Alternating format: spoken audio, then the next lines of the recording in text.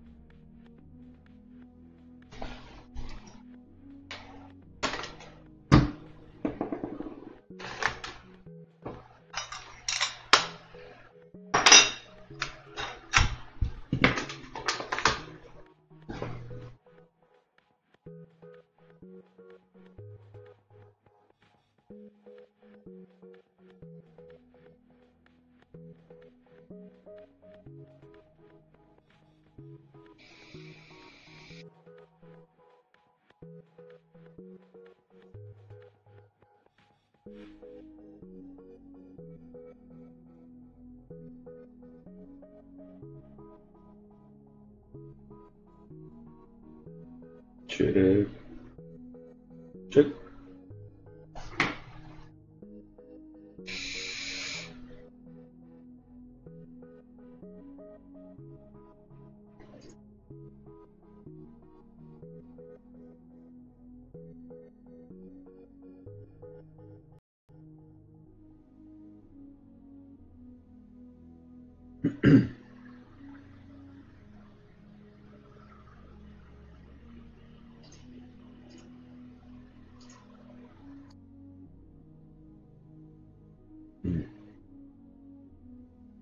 Yeah, so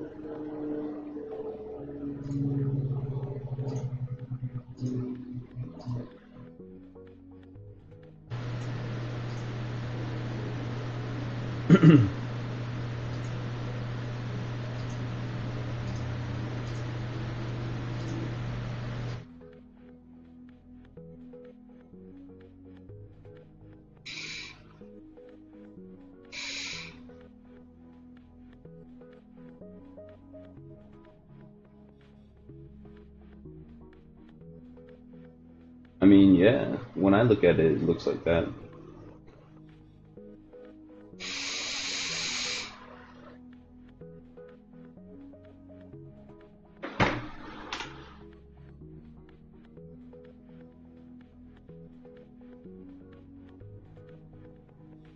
I mean, yeah, when I look at it, it looks like that.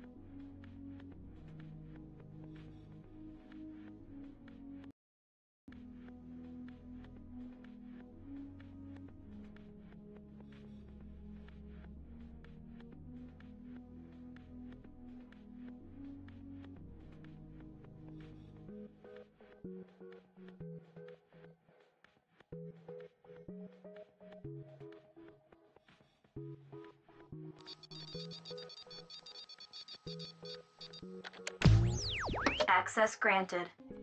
Hello there YouTube, today we're going to have a look at how to make this uploading text in OBS Studio and also how to manipulate text. But that's not the most exciting thing. The most exciting thing is to make it roll like that. So to do that, let's see here, so it gets your manipulation of text. You can just do this and then click this one, and then it will remember it, and you can use that for all your scenes. But we'll just create a new one. Do this, call it some things, and this is just for test purposes. So in here, this is your manipulation of text. Scroll, and then here you can limit the width of the text. If I make this a little bit, because if I do this, you not. You can outline it.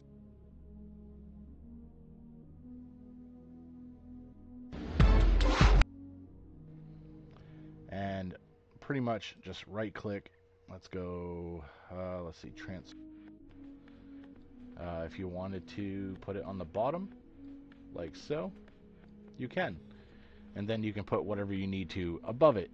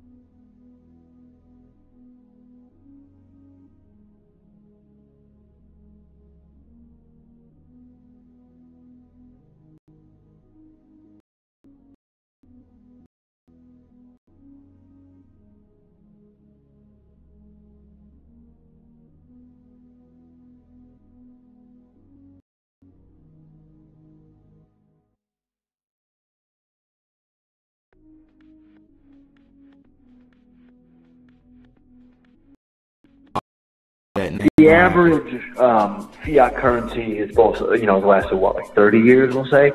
I mean, the American dollar is going to last by far the longest. There's no doubt about that. It's a world reserve currency. Currently, obviously, like it's the petrodollar. Like if you're talking about, these other countries, I mean, like sure, like absolutely, but like the American empire and the American dollar will be the last one to fall for sure. I think so. Like they, yeah. They can't just be like, oh, by the way, the whole world economy no longer works because the shit would. I couldn't even imagine that. I mean, like I said, it's going to transition into something else that they've created. It's not going to transition into something they don't control. Just like they're not ever losing control. We got to use common sense, and so that's what for many years I was kind of on that camp of like it's precious metals are going to take over and we're going to have a real sound money and they're going to be forced to.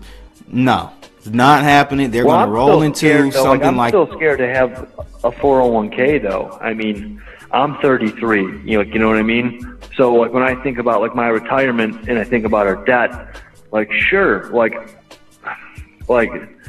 I still have that doubt. Like, sure, like, will the dollar be there? Sure, but it keeps losing value. I mean, how much value, like, if I save $100,000 this year, how much value is that going to be in 40 years? Is it going to be half of that? Because then it's a waste of my time to have a 401k. Especially with the market. Yeah, they're gonna. Someone just said in the chat room, the government fiat, government cryptos are a real concern, and they are. That is the next evolution for them. They will just issue a government-backed fiat crypto. That's what's coming. Yeah. He mentioned someone mentioned about counterfeiting is an issue. It is an issue, and you can definitely eliminate counterfeiting with blockchain. I feel like the lucky people will have, like the real cryptos, right?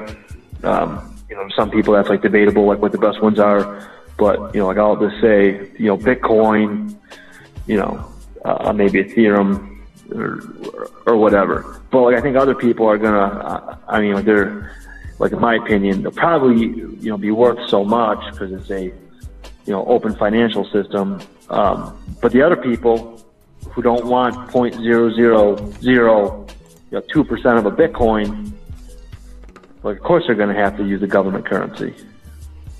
Mm-hmm. That's what I think. Mm-hmm. Bitcoin, my opinion, is going to be here. It is the open financial system of the whole world, and I don't know. Shit's just crazy. Shit's gonna hit the fan eventually. We're $20 trillion of debt. That's just insane, bro. It's insane. And again, I'm not saying the current system is sustainable. It is not. Mm-mm. It is dying before our eyes. It started dying in 1930. or whatever. No one knows how it's gonna play out. No one knows.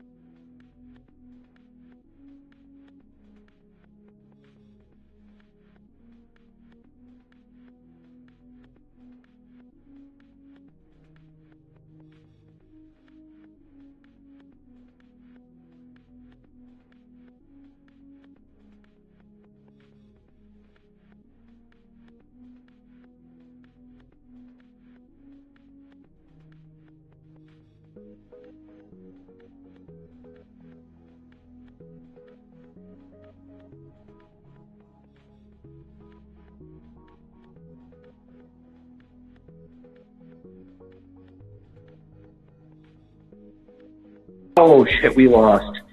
You know, like no, like I mean, it's going to change.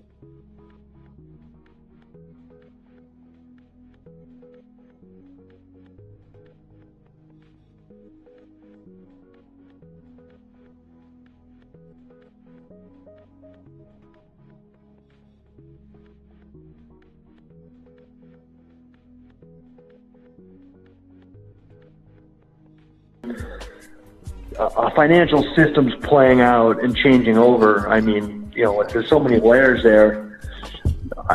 I guess I don't really have a good answer for that. I mean, done. I mean, I guess I just don't have a clear answer for that. I mean, I guess right now you could almost transact without the current financial system. I mean, not really, but I mean, you have. I mean, we send money across the world, but I don't know what done is. Yeah. That's way above my pay grade. I know what done is. Well, Steve-O, I appreciate the call in as always, bro. You're one of the main supporters of my live streams, and I just want to tell you I appreciate you. Yeah. Thank you. I enjoyed the show. So you have a good night. All right. Take care. Good night, brother. All right, people. I've been going at it for about an hour and a half now. If you want to call in, call now. It's your chance to give a call in and speak your mind about this bloodbath that we got going on right now. Number is 669-900-6833. And the code is 169-861-119. Call me up if you want to check. I appreciate everyone in the chat rooms. Make sure everyone please hit that like button. That will greatly help me out. And yeah, it's been crazy. It's been crazy night. I thought that this would go this way, not up but down. And this is where we are. This is what we have to deal with. And if you're truly in this game and you want to probably make some money, you're going to have to get more active about managing your funds in crypto. You're going to have to start doing your research. As I was telling Joe, he put together these wonderful charts here. But I was telling him, you know, we have to let 2017 go. That was an anomaly. Do not use that as a basis for future performance with cryptocurrencies. But I do think cryptos will still be the best performing asset class in the next 10 years, without a shadow of a doubt. So that's pretty much it. Let me see if I have anyone else on the line. Nope, I don't. So we're just gonna wrap up for tonight. Just want to say again, thank you to everyone for tuning in, and I'll holler at y'all later. Peace. Hello, good evening everybody. How are you guys doing today? It is November the 15th. It is a Thursday, and we're going to be doing a technical analysis on Bitcoin. And we're also going to take a look at Bitcoin Cash very briefly, but I'm going to reserve that video till tomorrow. So thank you very much for tuning in tonight. This bear that's sitting here right now, this is a representation of my general bias right now. I'm actually fairly short-term bearish, and also short to medium term bearish right now. So thank you once again for tuning in, guys, and let's get into this. All right, I want to make it a serious video rather than my general very fun and playful ones, because I think right now Bitcoin markets deserve our respect. But first of all, let's go to CoinMarketCap and see how the general market is overall trending, and we'll do a comparison between different exchanges as well. Because exchanges like BitMEX right now, they're actually liquidating the bulls down to like 5,200 right now. And BitMEX, you guys have to be extremely careful, and I forewarn everybody and I heed caution. And the reason for that is simple. People believe that leveraging is a phenomenal way to make a lot of income in a very short period of time. And a lot of amateurs in the market are not familiar with the risks of margin trading and leveraging, and they're not familiar with margin calls, or just getting liquidated in general. So I really do believe that BitMEX can be a toxic exchange for some newer players. So you guys have to be extremely cautious. We are now trending well below $200 billion in the market cap. A safe place would have been about 300 billion, right? That would have been a very good number, but I doubt that we'll see that for a very long time. And when we look at different markets right now, like you look at you know what? I'll reserve looking at Nasdaq and the S&P 500 another time. But yeah, like if I'm pretty nervous about the market, guys, that I'm solid. But when this happens, when we're dropping literally 10% off of a cliff in a single day, it can make anybody nervous. And we're also going to do a comparison of Bitcoin longs versus Bitcoin shorts as well. And we'll also quickly look at Bitcoin Cash shorts versus Bitcoin Cash longs. And I just want to remind everybody that in about tomorrow, Thursday, at 4 p.m. UTC, which is 5 p.m. my time here at Marseille, France, there is a chance for Bitcoin Cash SV to overtake Bitcoin ABC, Bitcoin Cash ABC, which is the original chain for Bitcoin Cash, right? And you guys have to also know that it could literally be one of the most profitable trades of the year. Bitcoin Cash does actually go to zero. So think of how profitable shorting could be, right? And the price of Bitcoin SV is actually steadily rocketing now. So please be extremely careful. Bitcoin Cash's liquidation of the bulls has already occurred, and you're going to see a fairly steady balance of about 60-40% right now. So I'm just going to show you guys, first of all, how Bitcoin is trending amongst other markets right now. Not healthy, guys. It's definitely not healthy. Some exchanges hit very low prices already. BitMEX right now, hold on, let me just show you guys here. BitMEX already hit $5,500, guys. It was, I believe my friend Julianne told me it hit $5,200. Let's double check that really quickly, okay? I mean, can you guys imagine getting liquidated on BitMEX? Like, man, that's just devastating. Where is BitMEX here? What is it under? BTC. USD BitMEX.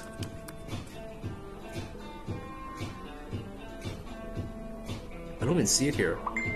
Is it under the other name? I have no idea where it is. Is it under the other crypto name where it's a different pair? Like the original name for it, I can't remember. Bitcoin, BitMEX, trading view. There we go. Under XBT, that's right. My mistake. XBT, there we go. Okay, sorry about that, guys, took a while. So take a look at this wick right here that we're getting dropped down, right? It's fairly low, in my personal opinion. I mean, we're hitting literally 53.07. Little bearish in my personal opinion, right? So when you compare it amongst other exchanges, we can clearly see that the bulls are heavily the bears are heavily liquidating the bulls. Okay, let's actually get into this now. I just wanted to establish some of the foundations of how we're going to proceed with this technical analysis, all right? Guys, take a look at the volume. We are getting to volume that we have not seen in a very long time. So it implies many things, okay? It implies that there's constantly a tension between the bulls and the bears, and people are extremely interested in shorting it to drive it down to a much lower level, or to actually long it for scalp or short-term opportunities for swing. You guys take a look at this decline, right? Please be scared, and I really do heed caution in the market right now. If professional traders such as myself are extremely scared in the market, you guys should absolutely be as well. The majority of people thought that, hey, Bitcoin's most definitely going to go up because we broke some major resistances. But guys, I don't think at all that this is any bullish, obviously, right? There could be a very strong downtrend to, I'm guessing, even the 4,900 USD region. Then we might have a chance to have a bullish end of November and up to mid-December. And based on Elliott wave counts, I'm not even going to bother getting into an Elliott wave count for this. It'll just be simply too complicated. So another thing I wanted to establish why we can also assume it's incredibly bearish is if you look at the relative strength index. The last time we were this actually bearish was in July. Okay, over here, guys. I'm going to look for July of 2016. Over here. So this is the 12-hour RSI, which is an indication of a possible support level. You have to treat RSI as also support levels, right? Where the market will gauge it as strength. So clearly, since July of 2017, the RSI support was roughly 22. So here in July, 22, bounce off of it, in September, I remember that big downtrend. That was huge, guys. A lot of people got liquidated. I was shorting Omizi Gold at that time, and it was awesome. Here's the 22 support again. Here's also for June. Here's also for August. So as you guys can see, it's definitely bearish across the board. And this was the support for last time, okay? I'm just going to go back to July of 2016 for you guys. And if you take a look right here, July 2016, we're actually breaking below that specific support for RSI. And RSI is a very good gauge. Hello, good evening everybody. Okay guys, I'm not going to edit this video because that was... You can say, right? But when I'm seeing a 1 hour RSI, guys, reaching 6, okay? Think of how relative strength index is calculated, and think of how much strength we have lost in the market from the bulls, and how much the bears have actually accumulated strength to reach a 6 RSI. Keep in mind, it oscillates between 0 and 100. And when you see something reaching 20 RSI, you get excited. When you see it reaching 15, you get even more excited. But when you see it at 6, guys, right, you gotta really wonder. And are we getting any type of bullish divergence even on a short time frame? We take a look at the normal rules to enter a long position, right? And I want to be very clear right now that I'm in absolutely zero position right now, okay? I'm in no long, I'm in no short position as well. And I'll be honest, okay, guys, I took a pretty big loss today. I let her take the loss for me. Don't tell them how much, Sarah, don't tell them how much it was. But she can prove she actually took the loss for me today. I did. I let her, I didn't do it because it was rough. It was a pretty big loss, I have to admit. Okay, guys, it was more than 4 figures. And you guys know me, I'm usually very honest with you guys. And I was telling Sarah, I probably wasn't going to tell you guys.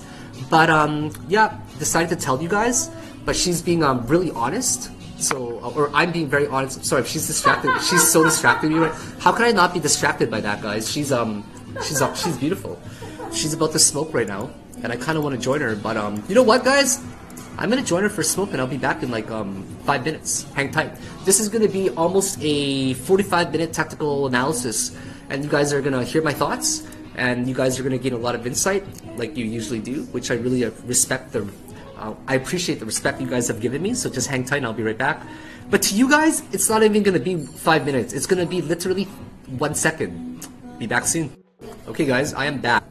So the formula for a long, whether, excuse me there, for a scalp or for a long position in general, you always be seeing a series low, right? Where you get a lower low there than the previous wave right there for the previous pivot, but you get a series of higher lows for the RSI, right? So you want to look for signs of bullish divergence like that. And honestly, we don't see anything at all. Not only that, whenever the MACD ends up crossing over to the negative side, what we generally see is... I'm sorry, this sounds so distracting still. I'm trying to get this. Okay, anyways, guys. So, it's just saying next to you in the background. Thank you. Thank you very much. Thank you. I'm like, is that her saying it? Is that her saying it right now, or is that like, was that you saying that, Sarah? Yeah. So like in the background now. It drops back down to a lower histogram region, right? And then if that actually happens, that's where you know it's kind of a good sign that's being bullish.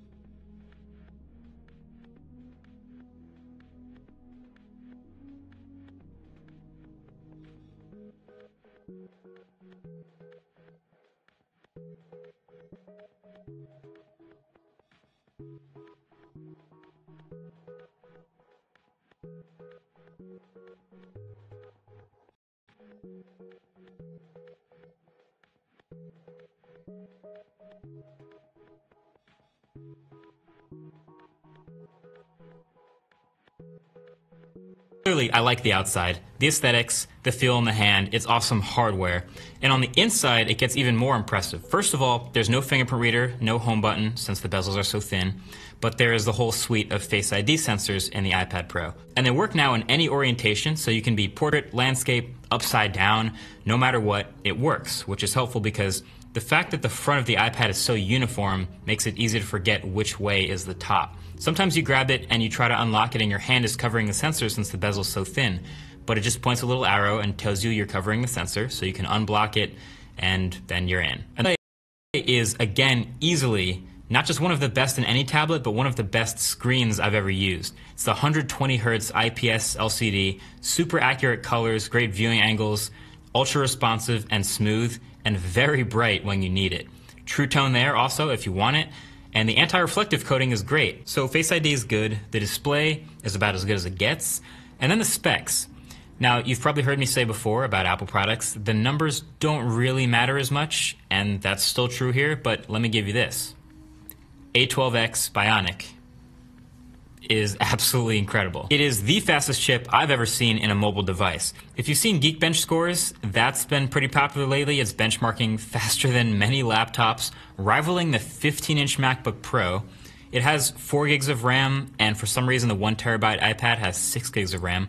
But generally, performance is just really good. From multitasking, the flying through apps, productivity, photo editing, it's all fast and fluid. It's A+ performance, just like the previous iPad Pro, but now you have headroom for days. Like, it's more about being future-proof, and you're very future-proof here. And then even the accessory ecosystem is all upgraded. The new Apple Pencil, way better. Obviously, you can't get much more awkward than this was. It's not a high bar to clear, but it is now the side of the iPad with magnets and pairs and wirelessly charges there. There's a little cutout on the side of this all-metal iPad that lets the wireless charging work through here and aligns everything up. I just think they missed out on an opportunity to call the 2nd generation Apple Pencil a number 2 pencil. Maybe that's just me. Anyway, there's also now a new thinner folio case and a new keyboard case as well. These aren't things I use very much. I do sometimes have the folio on, and they now connect via magnets throughout the whole back of the iPad, and they line up really quickly and snap into place, which makes them easy to put on and take off, but sturdy while it is connected. So here's a fun visual. I showed this on Twitter.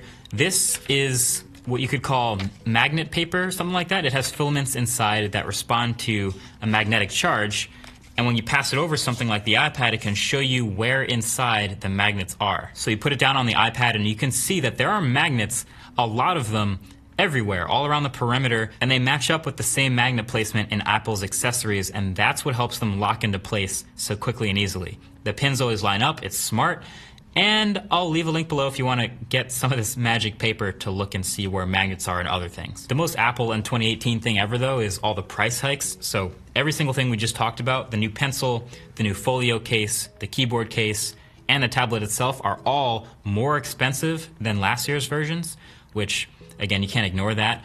But you could also argue these all work so well together, better than any third-party version, that's why people, including myself, keep buying these. So, what's the holdup? iOS 12. And it's weird to say because iOS 12 is great. It's the best version of iOS yet by a lot, and it's my favorite. But on this hardware, it leaves a lot to be desired. Like, don't get me wrong, it's an incredible iPad. But every year when the new iPad Pro comes out, we revisit this conversation of, can this replace my laptop? Can it be my primary computer? It's a better performer now. It's benchmarking higher than my old laptop. It's got more storage than a laptop. It has a better display. It's a touchscreen. It's 120 hertz. It's more expensive.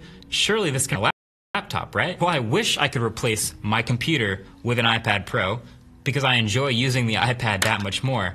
But there are still things that I need to do on a pretty regular basis that the iPad doesn't, that I need to keep a laptop around for. The big ones, no file ecosystem. So if I'm photo editing and I want to bring other files in, it's kind of incredibly annoying. Like, this thing needs Finder, not the current Files app. And I'm a YouTuber. I want to be able to go to the YouTube for Desktop site and then go into the YouTube Studio and go through analytics and studio features that way.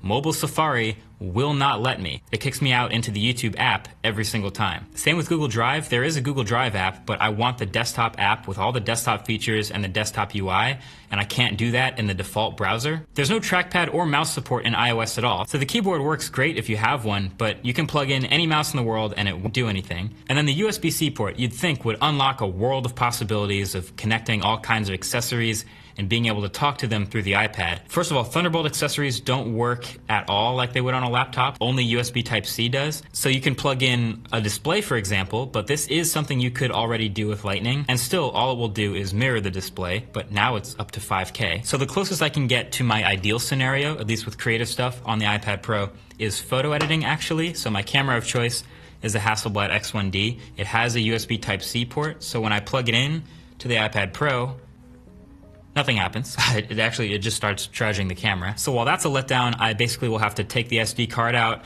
and I have a USB-C to SD card adapter. I plug that in, then I get to import the file. It goes into Photos. I can bring that into Lightroom, and then I can do all my edits with the raw file. And editing on the iPad Pro is easily my favorite way of editing photos, with the pencil, with the awesome 120Hz display. It's great, but that's exactly what I could do with the Lightning port before. In fact, there's virtually nothing really new that I can do with the USB-C port on the iPad Pro that I couldn't already do with a Lightning adapter. All I'm doing is getting rid of the dongles, and I love that I don't need a $40 Lightning dongle anymore, but thanks to iOS, it doesn't mean as much now as I think it could in the future. So basically, this iPad Pro, the hardware, like I've said, it's crazy, it's great. It's better than a lot of laptops. It's better than Apple's cheapest laptops, actually. But it's definitely still an iPad. It does all the same things that the previous iPad Pro did, just better. And that is like a textbook, like, great thing to say about a product. It's all better than what it did last year. But like this conversation of, or at least what Apple tries to do of comparing it to laptops over and over again, puts it in a weird space. And I've seen people whose creative workflows happen to fit the iPad Pro into the puzzle of what they do perfectly, and I'm so jealous of those people. There's people who will sketch for hours on the iPad Pro, who are DJs on the iPad Pro, who are doing video editing on the iPad Pro, and if it does meet your needs for that, then this is an incredible iPad. This all has me thinking about two things. One, maybe iOS 13, when that comes out, will really turn the iPad into its true form, its final form. It'll unlock the USB-C port to do way more things. It'll have better file management. It'll do all these things to get it closer to a main computer, maybe. And two, when is Apple going to start putting their incredibly powerful chips in Macs, like in the new MacBook Air, which is running a slightly underpowered Intel chip? Maybe that's coming in the future sometime soon. Maybe. But until then, this is just the greatest iPad ever. Thanks for watching. Talk to you in the next one.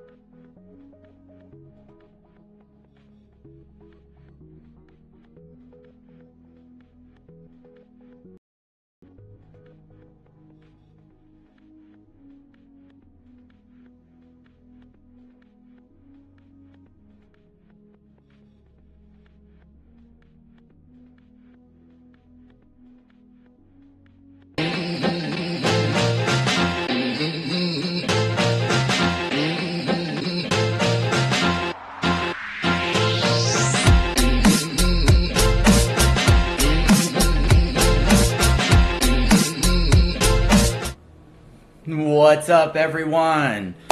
Thank you for joining me. I really appreciate it. Today we're on Decentralized TV, and I am excited. I see a lot of people in the chat room. Hopefully everyone can hear me. Go ahead and give me a thumbs up, or let me know if. Make sure you can hear me, and we'll start the show.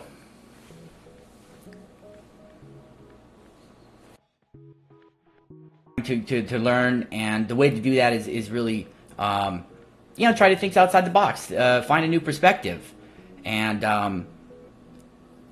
just try to see it from different angles, and that really helps broaden your horizons. And so that's why I like the name. I hope it kind of is a thought-provoking name, and that's why I'm Life Size Box here on YouTube. So I hope that kind of explains some things. Let's get to the topics of today. But before I do that, I will remind you one more time, definitely please smash that like button. It's so important to me. That way the video gets shared around. Google and YouTube, their algorithms love it. They love to see that. They want that. So it is really, really important. I really, really appreciate it. And if you value Decentralized TV, we definitely appreciate smashing that like button. So thanks again for that.